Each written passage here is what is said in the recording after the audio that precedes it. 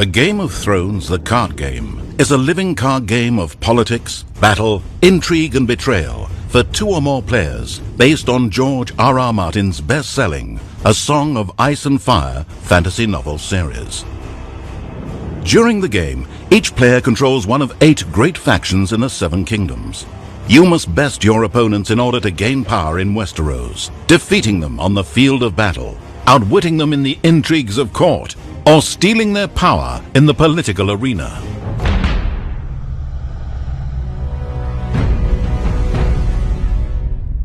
To win a Game of Thrones, the card game, each player must amass 15 power. Power represents the influence of a player's faction in the 7 kingdoms of Westeros. Each round, players reveal plots, marshal new cards into play, engage in challenges, and struggle for dominance in an attempt to acquire the power to win the game.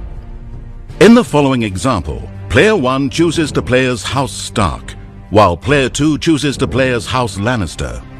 At the start of the game, each player places his or her faction card face up in their respective play area. Players control 2 decks, a draw deck consisting of characters, locations, events and attachments, and a plot deck, which is used to develop and manage a long-term strategy. At the start of a new game, each player draws a set-up hand of 7 cards from their draw deck. Players may now place up to 8 gold worth of setup cards face down onto the table. A card's cost is found in the upper left corner. Player 1 chooses to set up Catelyn Stark, who has a cost of 4, Sansa Stark, who has a cost of 3, a Winterfell Steward, who has a cost of 1, and a Hearttree Grove, which has a cost of 0. Player 2 elects to set up Jaime Lannister, who has a cost of 6, the Queen's Assassin, who has a cost of 2, and the Rose Road, which has a cost of 0. After both players finish placing cards, all set-up cards are turned face-up simultaneously. Each player then draws back up to 7 cards, and the first round is ready to begin.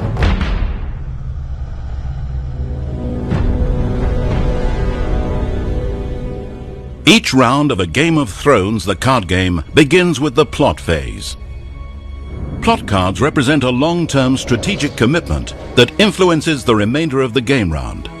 Each plot has 4 values. The gold value is used to marshal cards into play. The initiative value is used to determine which player wins initiative. The claim value determines how effective your challenges are. And the reserve value corresponds to your hand size limit at the end of the game round. During the plot phase, players look at all the cards in their plot deck and choose one plot card to be revealed. Once both players have chosen a plot, the plot cards are revealed simultaneously. These plots remain in play for the remainder of the round and have effects in later phases. Player 1 reveals A Feast for Crows, which reads, Reaction. After you win dominance, gain 2 power for your faction. Player 2 reveals the plot A Noble Cause, which reads, Reduce the cost of the first lord or lady character you marshal this round by 2. The players then compare the initiative values on the revealed plot cards. A Feast for Crows has an initiative value of 1, while A Noble Cause has an initiative value of 0, so player 1 wins the initiative. The player who wins initiative chooses who will be the first player for the round. Player 1 chooses to play first and takes the first player token. Play then proceeds to the draw phase.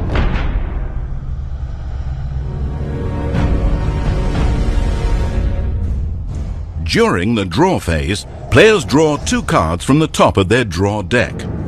Once both players have done so, play moves on to the marshalling phase.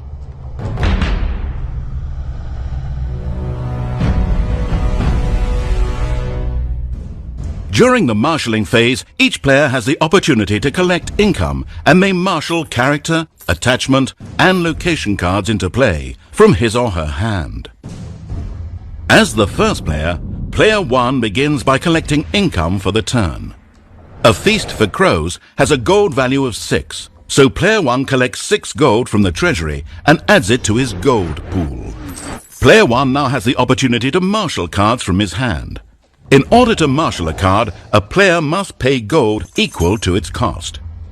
Player 1 begins by spending 2 gold to marshal a Tumblestone Knight, placing the card with the other characters in play.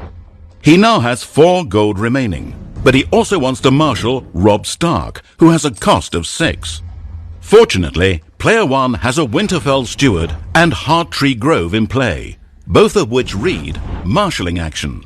Kneel to reduce the cost of the next Stark card you marshal this phase by 1. Kneeling a card rotates it 90 degrees to indicate that it has been used. Player 1 decides to kneel both the Winterfell Steward and the Hearttree Grove, and is then able to marshal Robb Stark for 4 gold. Player 1 is now out of gold and announces that he is done marshalling cards. Player 2 now has the opportunity to marshal. Player 2's revealed plot is A Noble Cause, which has a printed gold value of 5. She also controls the Rose Road, which grants plus 1 gold. She therefore collects a total of 6 gold from the treasury. Player 2 decides to marshal Cersei Lannister. Because Cersei will be the first character with the Lord or Lady trait that Player 2 marshals this round, the A Noble Cause plot reduces her cost from 4 gold to 2 gold. Player 2 then marshals Joffrey Baratheon, paying 3 gold to do so. Finally, Player 2 decides to pay 1 gold to marshal Widow's Wail, an attachment card, and attaches it to Joffrey Baratheon, giving Joffrey plus 2 strength and a military icon. Player 2 is now out of gold and announces that she is done marshalling cards. The game advances to the challenges phase.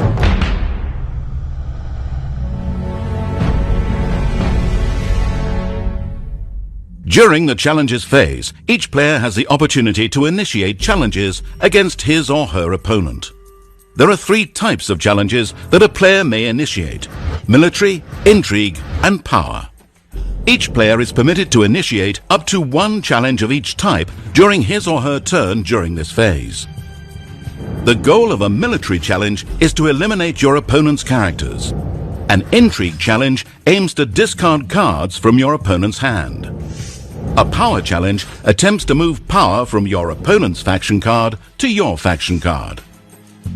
As the first player, Player 1 has the first opportunity to initiate challenges and decides to initiate an intrigue challenge, hoping to force Player 2 to remove cards from his hand or kneel defenders.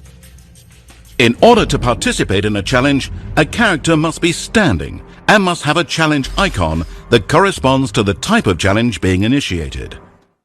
In this case, both Sansa Stark and Catelyn Stark are standing and have an intrigue icon and are thus eligible to participate. Player 1 decides to kneel Catelyn Stark to indicate that Catelyn is participating in the challenge as the attacker. Player 2 now has a chance to declare defenders for the challenge. Jaime Lannister, Cersei Lannister, and the Queen's Assassin are all eligible, as each of these characters have an intrigue icon and are currently standing. Player 2 chooses to defend only with Jaime Lannister, kneeling him.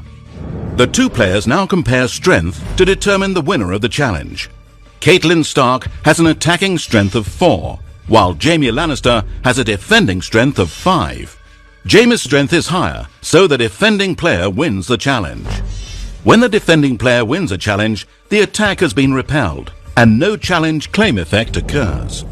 With the intrigue challenge complete, Player 1 decides to initiate a military challenge. Robb Stark and the Tumblestone Knight both have military icons and are eligible to participate. Player 1 chooses to declare only Robb Stark as an attacker. The only character Player 2 has available to defend this challenge is Joffrey Baratheon, who has a military icon from the Widow's Wail attachment. However, Player 2 wants to save him for a future challenge, so she declares no defenders. Player 1's attacking strength for this challenge is 5, while Player 2's defending strength is 0. Anytime an attacker wins a challenge and the defending strength is 0, the challenge is considered unopposed. An unopposed challenge awards the attacker 1 power. The claim effect of a military challenge forces the defending player to choose and kill a number of characters equal to the claim value on the attacking player's plot card. Player 2 decides to kill the Queen's assassin, removing the card from play and placing it face up in a dead pile. The dead pile is distinct from the discard pile and represents that a character has permanently died. If a unique character ends up in the player's dead pile, that player is not permitted to play further copies of that character. Robb Stark also has the Renown keyword, which allows him to gain 1 power whenever he wins a challenge in which he is participating. Player 1 takes 1 power from the treasury and places it on Robb Stark. Player 1 now has the option to initiate the 3rd type of challenge, a power challenge, but declines to do so in order to keep some characters standing and available to defend against Player 2's challenges. Player 1 passes and Player 2 may now initiate challenges.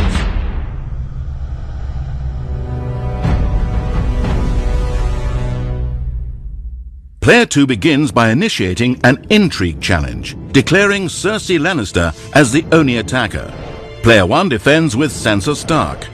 Player 2's attacking strength is 4, while Player 1's defending strength is 2, so Player 2 wins the challenge and applies the claim effect.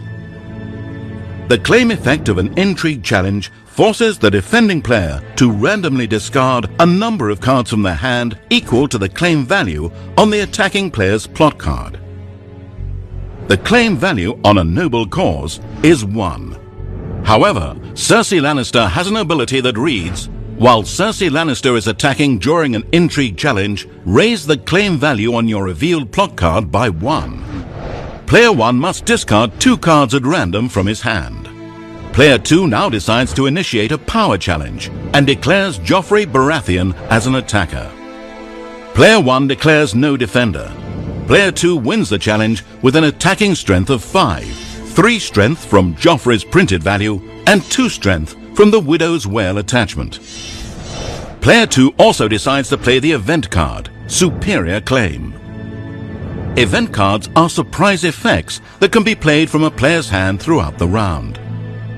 Superior Claim has a cost of 0 and reads, Reaction. After you win a power challenge by 5 or more strength, gain 2 power for your faction.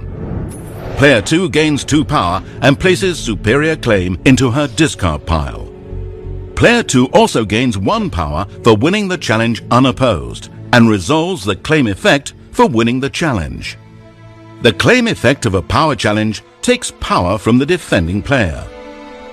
The claim value on a noble cause is 1, so Player 2 takes 1 power from Player 1's faction card and moves it to her own. Since Player 2 has no standing characters remaining, she is not able to initiate a military challenge and is forced to pass. Play now progresses to the dominance phase.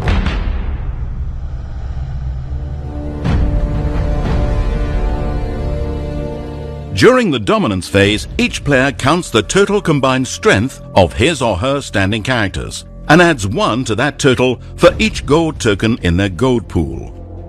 Player 1 controls 1 standing character, the Tumblestone Knight, who has a strength of 2. Since Player 1 has no gold in his gold pool, his total strength for dominance is 2. Player 2 has no standing characters and no gold, so her strength for dominance is 0.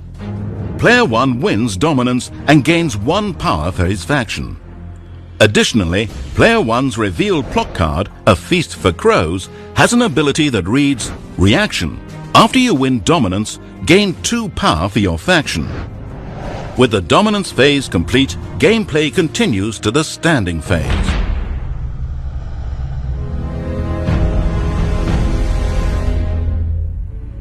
During the standing phase, each kneeling card in play stands simultaneously.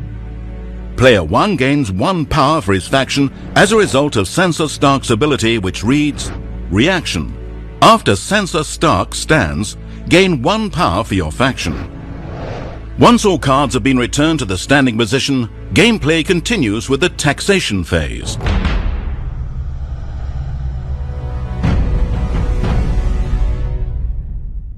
During the taxation phase, each player simultaneously returns all unspent gold to the treasury and then checks reserve. Neither Player 1 nor Player 2 have any gold to return. To check reserve, each player compares his or her current hand size to the reserve value in the lower right corner of their plot card. If a player's hand size is higher than that reserve value, that player must discard cards until their hand size is equal to their reserve value. Player 1 has 5 cards in hand. The A Feast for Crows plot card has a reserve value of 4, so player 1 must choose and discard 1 card from his hand. He chooses to place Vanguard of the North in his discard pile. Player 2 has 5 cards in hand.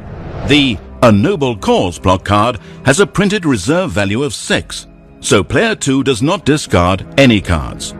After the taxation phase, the current game round ends and a new game round begins with a new plot phase. During subsequent rounds, each player's selection of plot cards is limited because previously used plots are unavailable to be played. Player 1 currently has 5 power, 4 on the House Stark faction card and 1 on Robb Stark. Player 2 currently has 4 power on the House Lannister faction card. The first player to amass 15 power wins the game. The Seven Kingdoms are plagued with war, intrigue and strife. The great houses muster armies and meet in titanic battles. Your path leads toward the Iron Throne, but only the greatest commanders and most cunning strategists will succeed in reaching their goal. Call the banners of your house and prepare to battle for the future of Westeros.